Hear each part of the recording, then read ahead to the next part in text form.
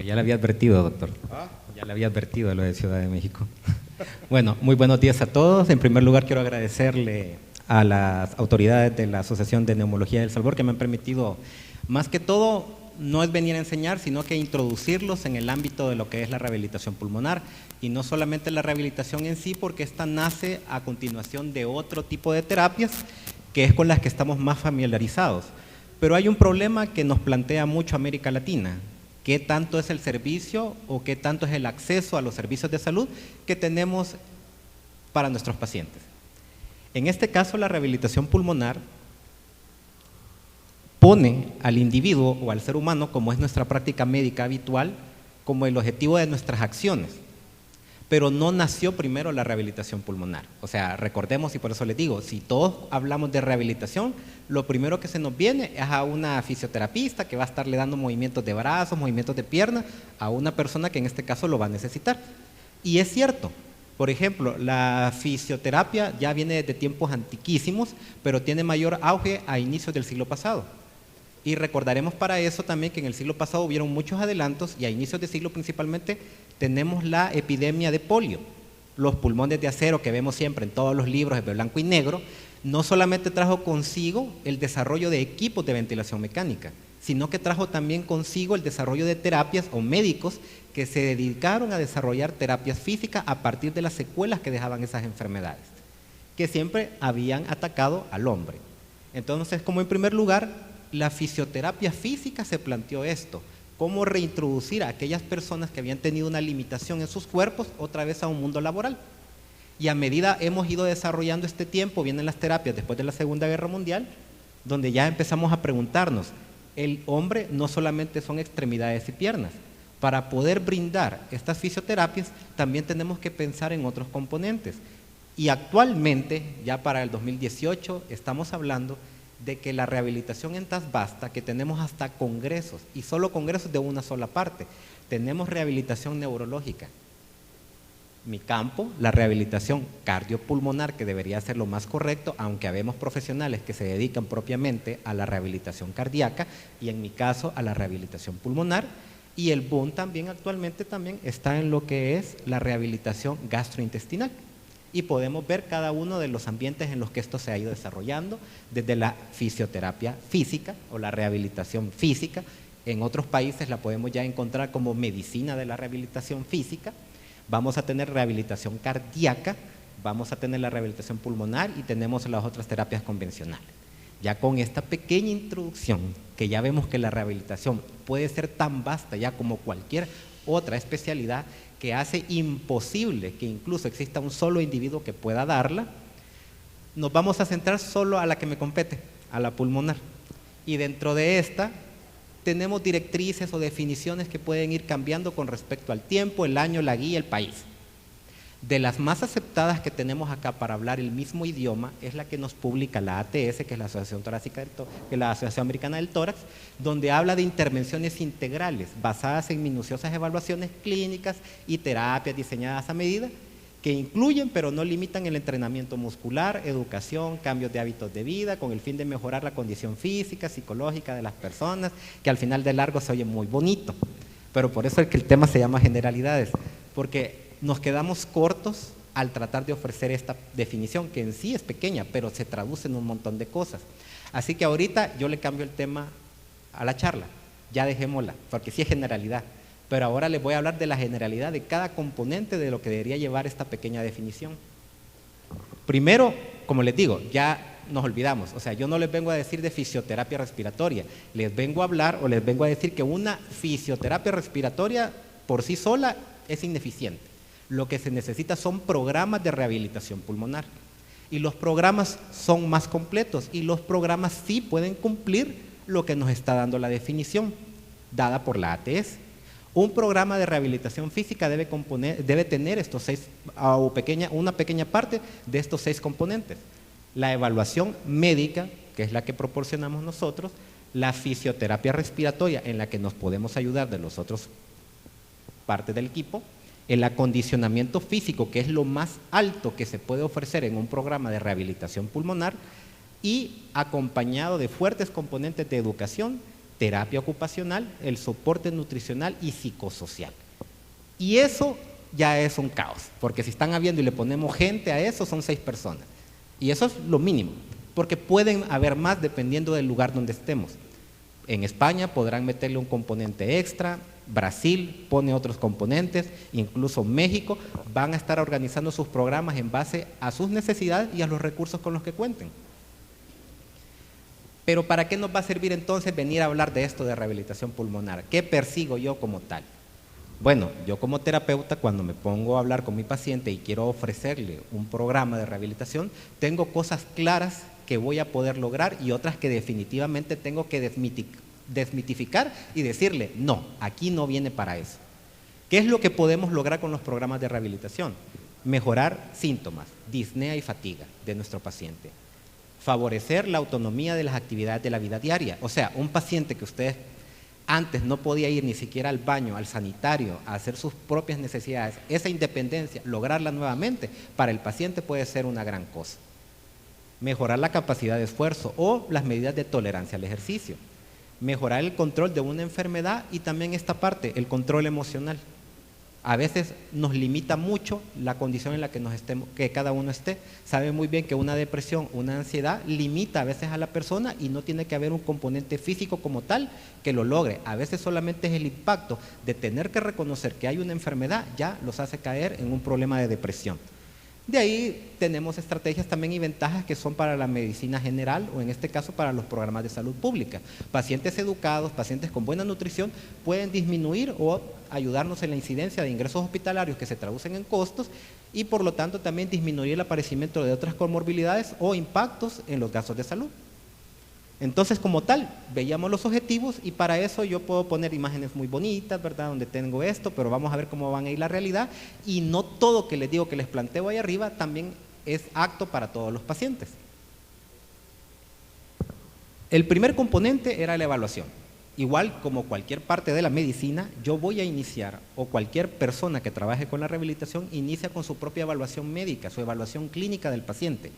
Muchas veces un médico de rehabilitación necesita el apoyo del médico tratante que está enviando al paciente, porque como es tan vasto, yo no puedo estarme encargando de ver también el manejo diagnóstico dependiente de cómo lo lleve su médico. La evaluación clínica que se hace para rehabilitación es para ver qué se le puede ofrecer a un paciente, si va a obtener beneficios y a largo plazo, si se puede mejorar su tolerancia al ejercicio y terminar impactando en la calidad de vida, que es lo que nos interesa. Aquí yo le desmiento al paciente de que por meterlo a un programa de rehabilitación va a volver a correr como antes, no se puede. Que le voy a tomar una espirometría y que va a tener mayor función pulmonar, no se puede. Lo que le puedo decir es que simplemente si se dedica a un programa de rehabilitación pulmonar, que se prepare, porque aquí es de trabajar y eso es lo que no les gusta a muchos. Aquí no es una terapia en la que yo lo voy a contemplar, sino que por el contrario tengo que ganarme a mi paciente y ahí está una de las claves del éxito de los programas. Tengo que comprometer al paciente con los programas de rehabilitación porque depende del esfuerzo que él haga. Podemos tener a los mejores profesionales, pero si no nos ganamos al paciente, las terapias son ineficaces. Indicaciones que pueden mandar un paciente, el grado más alto, como lo hemos visto a lo largo de la mañana, obviamente es el paciente POC. Ya vimos por las estadísticas que son los más comunes, pero tenemos problemas en el diagnóstico. Sin embargo, aunque la mayoría de evidencia por el número de pacientes está relacionada al EPOC, no significa que no se puedan hacer estas terapias individualizadas que mencionaba en la definición para otro tipo de enfermedades respiratorias. Y adelantándome mucho de estas, porque existen aquí en el país, pero que no son muy conocidas, las enfermedades neuromusculares, por ponerles el ejemplo, la distrofia muscular de Duchenne, o por ejemplo algunos pacientes seleccionados con casos de secuelas neurológicas, o pacientes también con estos lesiones por violencia que tenemos acá de médula, también pueden entrar a programas de rehabilitación hasta cierto punto para mejorar los objetivos que habíamos puesto, la sintomatología, pero no es reintroducirlos otra vez a parámetros que son imposibles.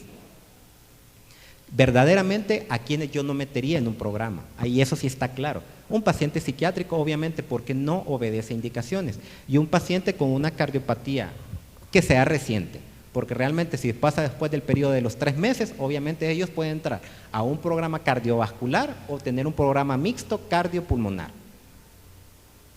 Y aquí venimos a lo interesante.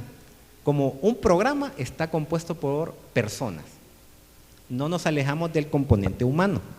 Un programa puede estar muy lindo escrito en papel, pero al final de cuentas quien interacciona o lleva toda esta información es un grupo de personas y de seres humanos para atender a otro ser humano.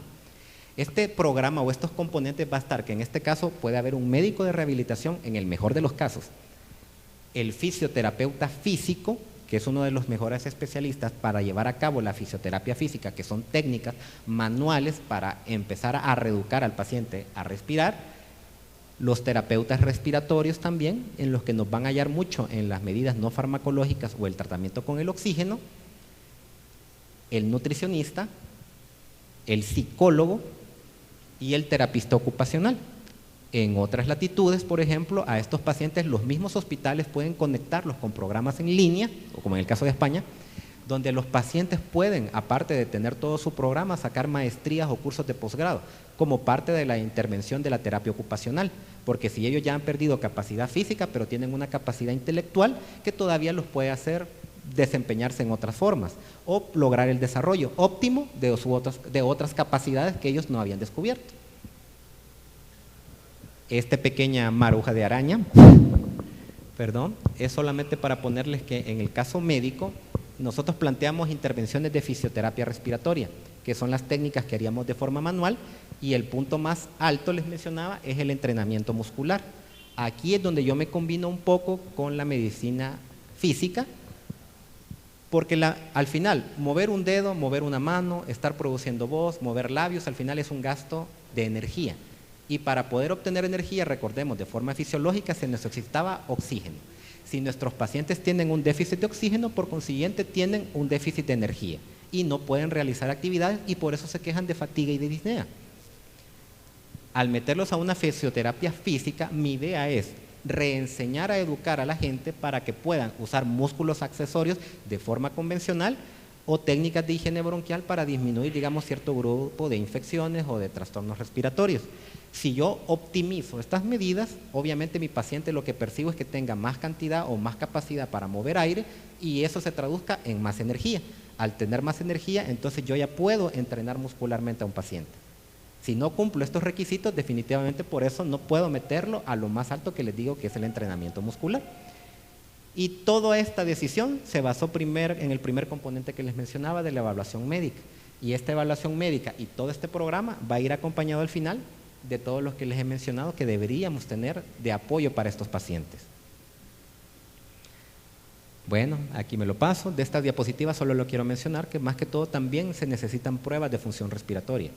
Las pruebas de función respiratoria son necesarias, o sea, estamos en 2018, no se puede evaluar enfermedades respiratorias sin pruebas de función pulmonar.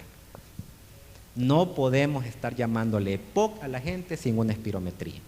Y en este caso yo no puedo dar un programa de rehabilitación pulmonar si no cuento con exámenes mínimos como una espirometría para ver capacidad pulmonar, un ecocardiograma o un electrocardiograma en este caso por la comorbilidad que existe entre riesgo cardiovascular y la hipoxemia, una caminata de 6 minutos que es una prueba de distancia que es lo mínimo que yo necesito también para iniciar un programa de ejercicio para ver si mi paciente lo va a tolerar y en el mejor de los casos la prueba de ejercicio cardiopulmonar para las instituciones que sí cuentan con el equipo, que es posible y de verdad es lo mejor para poder realizar la evaluación médica del paciente y de seguimiento.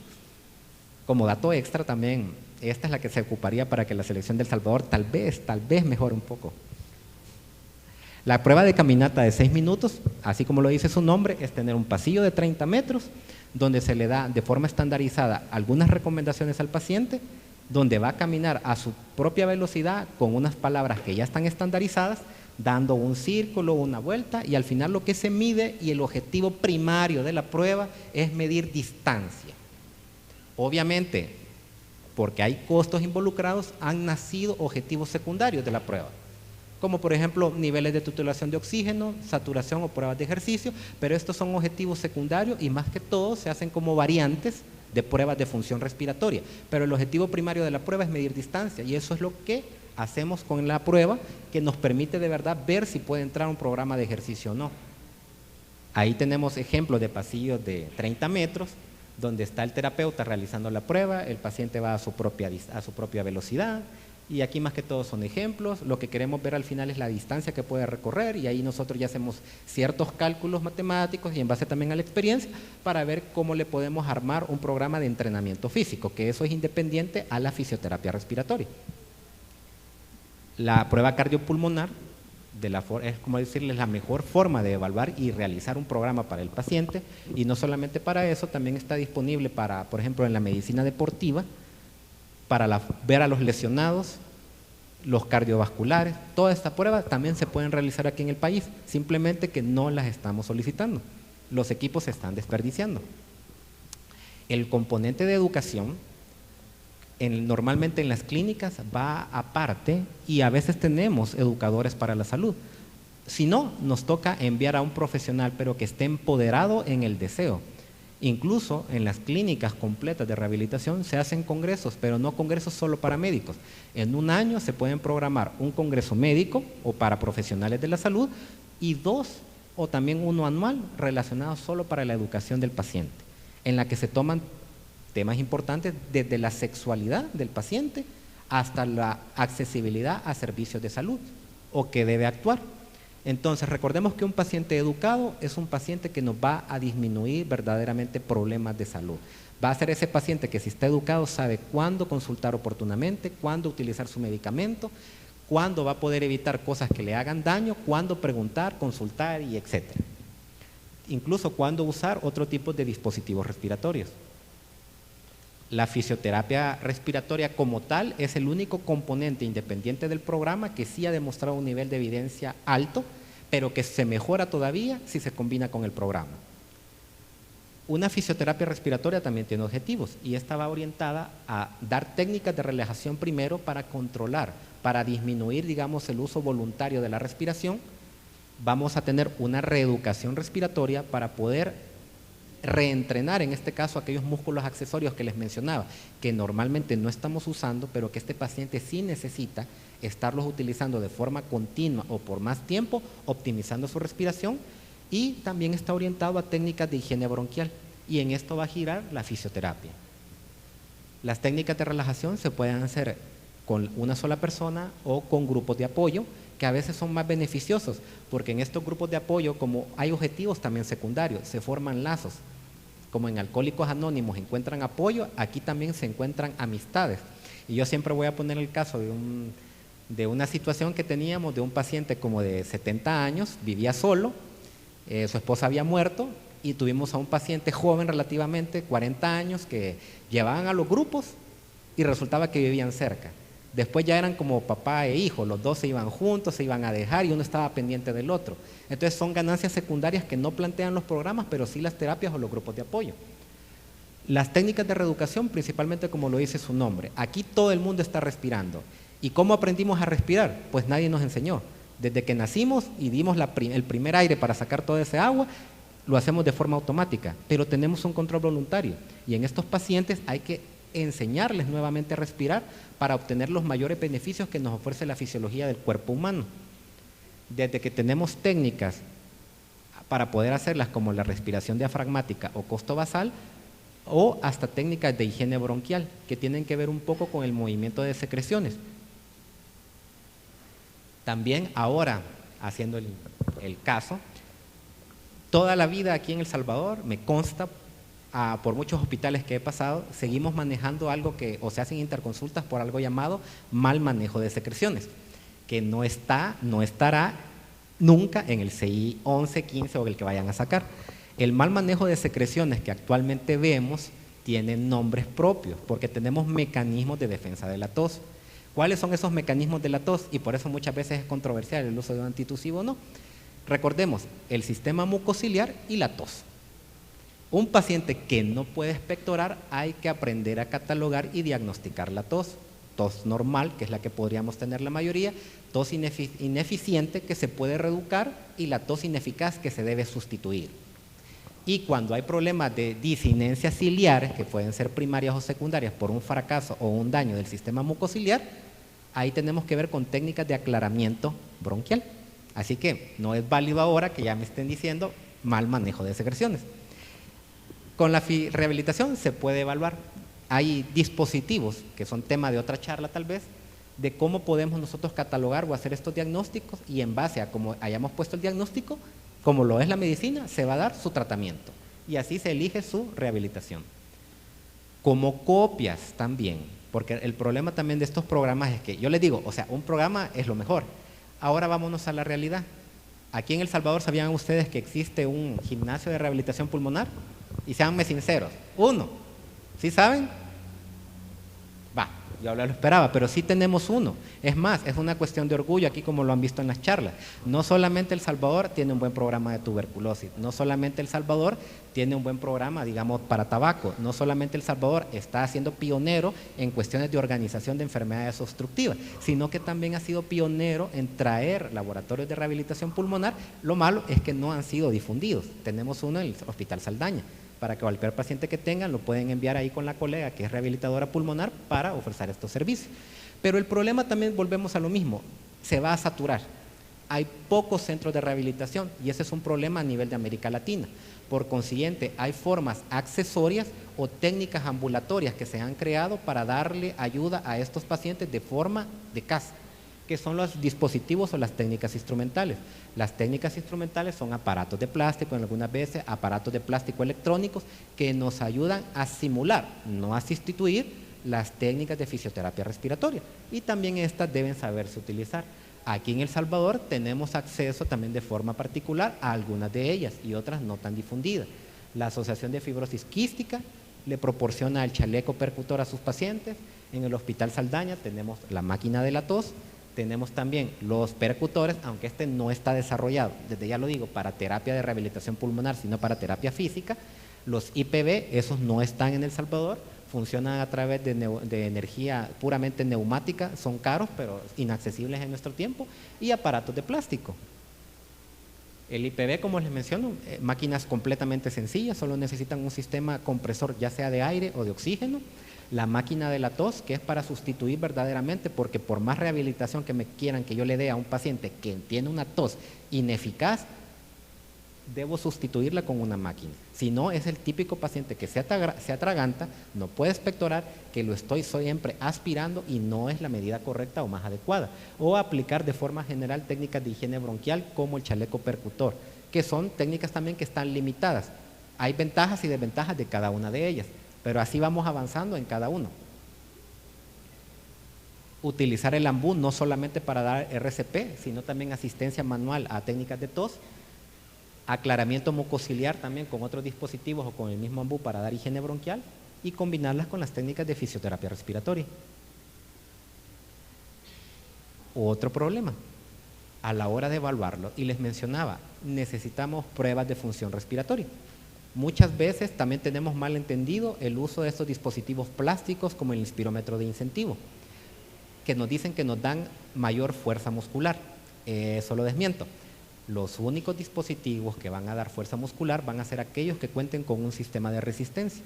El inspirómetro de incentivo está diseñado para mover aire y trabaja en base al principio fisiológico de elastancia y distensibilidad pulmonar, que es todo lo contrario a un ejercitador muscular que va a ir a mover fibra muscular estriada de la caja torácica.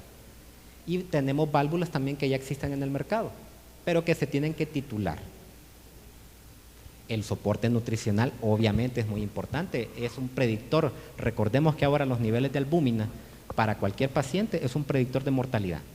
Y si tenemos desnutrición en nuestros pacientes como en cualquier otro, eso es un mal pronóstico. Incluso pacientes muy desnutridos también van a ser componentes o van a ser factores importantes para saber por qué podríamos fracasar en un programa de rehabilitación.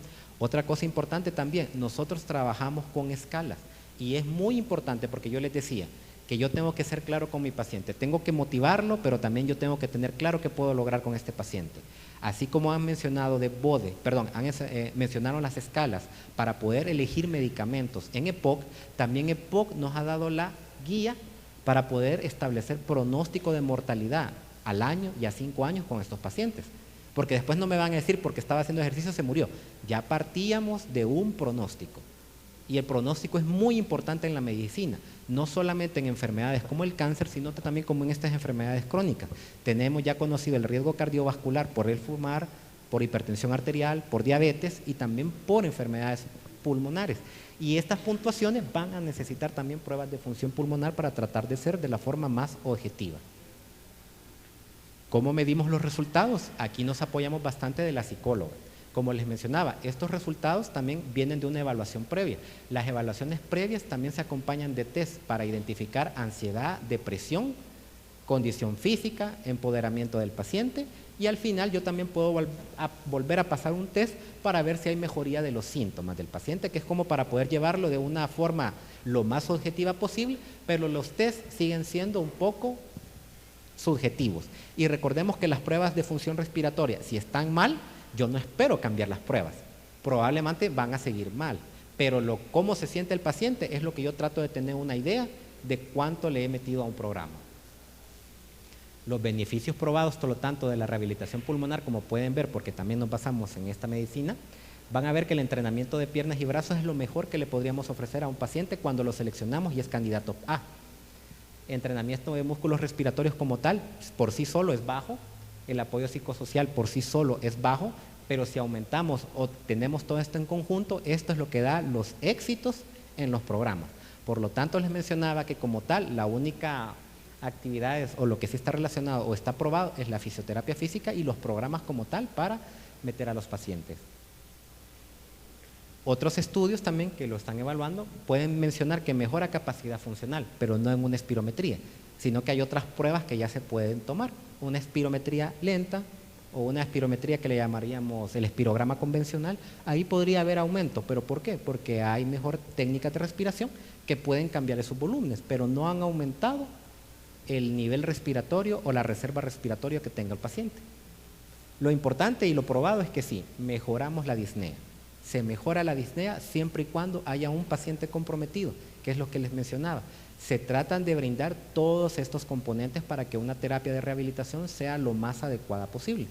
Y cuando no se puede, digamos, brindar esto, el objetivo cambia a orientarse más que todo a técnicas intensivas de fisioterapia respiratoria.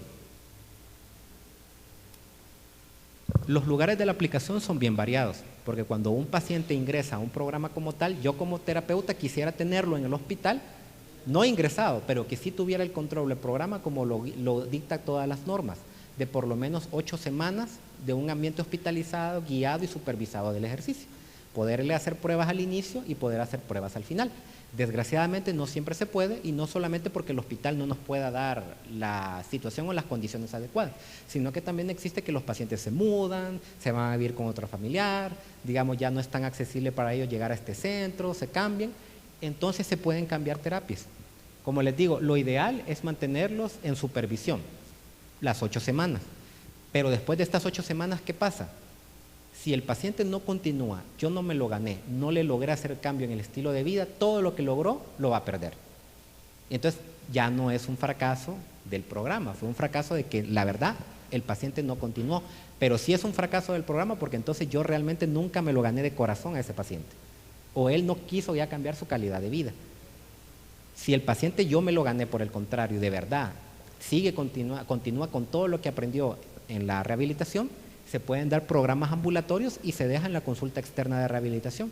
Se hacen programas para ejercicios en banda, caminatas, test que puede continuar él en su casa, cuando viene a la reevaluación. La última parte también es que la rehabilitación ahora pulmonar, así como la física, también ya entra a los cuidados intensivos. Obviamente también hay momentos para poder entrar con la rehabilitación pulmonar al paciente, y nunca lo hacemos durante las primeras 24 horas, sino que se entra en el proceso de destete del paciente. Y eso ya depende también mucho del intensivista que lo esté manejando o el terapeuta que esté manejando el paciente para hacer un llamado oportuno. Porque el llamado oportuno yo lo veo que si empieza el despertar del paciente, ya ha mejorado su condición clínica, en un caso de una neumonía, desde las 48 horas se puede entrar con un programa de rehabilitación para ellos y seguimiento posterior.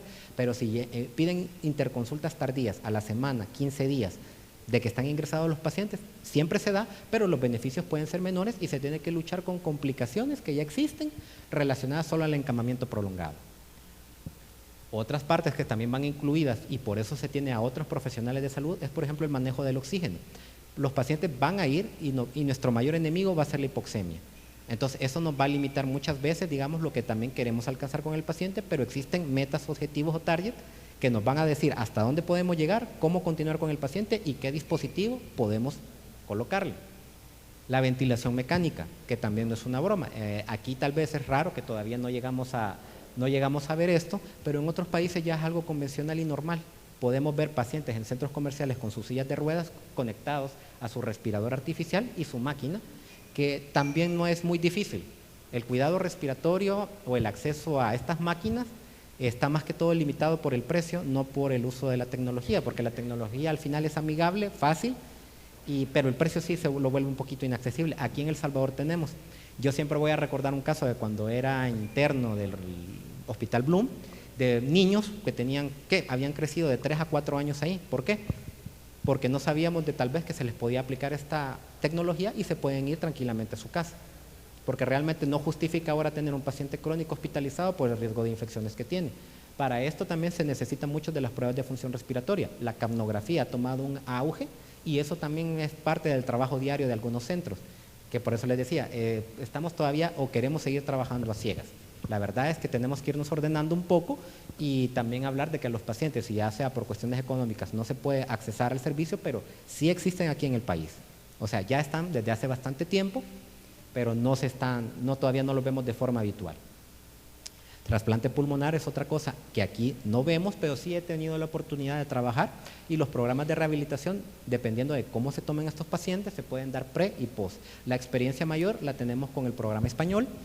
Los españoles son muy buenos y son los que van ahorita adelante, incluso más que Estados Unidos, en lo que es el trasplante pulmonar, y ellos van muy de la mano también en mandar a su paciente a los programas de rehabilitación. Incluso Europa, como lo mencionaba la estadística de la doctora, los países europeos, principalmente España, tienen una alta carga de tabaco y eso les hace que sea un problema de salud importante, por eso tienen un alto índice de trasplante pulmonar, y también no es solamente cambiar el pulmón y se mejora el paciente, por eso tienen que pasar por programas para que logremos el cesado del fumar y después la rehabilitación para que puedan utilizar este pulmón de forma más óptima. Al final, entonces, como les mencionaba, es una generalidad por esto, porque por cada componente puede haber una charla o una sola sesión de lo que se persigue y se hace, y tratar de abordarla en una hora es casi imposible. Más que todo, llévense una idea general de que existe un componente para ofertarle a los pacientes, y eso es lo que debería ser lo mejor que le podríamos ofrecer a alguien, si es que primero fracasamos en las alternativas de prevención. Al final de cuentas, una rehabilitación, más que la rehabilitación, la educación del paciente, el apoyo psicosocial, haberlo derivado a tiempo a otras terapias, es lo que tiene impacto en disminuir el número de visitas a unidades de emergencia, a exacerbaciones de enfermedad, hospitalizaciones, y lo que traduce para forma más alta, incidir en disminuir los gastos en salud y, lo más importante, haber cambiado el estilo de vida de una persona, que ya lo sabemos por cualquier otro tipo de enfermedad, como las cardiovasculares, tabaquismo, EPOC, todo esto. Si realmente cambiamos esto, sí tenemos un impacto en la enfermedad, aunque no podamos curar ya las secuelas que tenga. Así que, como conclusión, al final de cuentas, por lo mismo que EPOC es la enfermedad más estudiada, es donde existe más evidencia, y ahí obviamente hay un nivel de que todo EPOC con un grado de disnea mayor de 2, de forma temprana, independientemente de su clasificación, debería ingresar a un programa de rehabilitación pulmonar. Y otras patologías ya, pero con nivel grado de evidencia, también se pueden beneficiar, no tanto tal vez de la rehabilitación pulmonar, sino que de alguno de los componentes que se pueden ofertar u ofrecer dentro de estos programas. Y ya. Bueno, creo que aquí terminamos.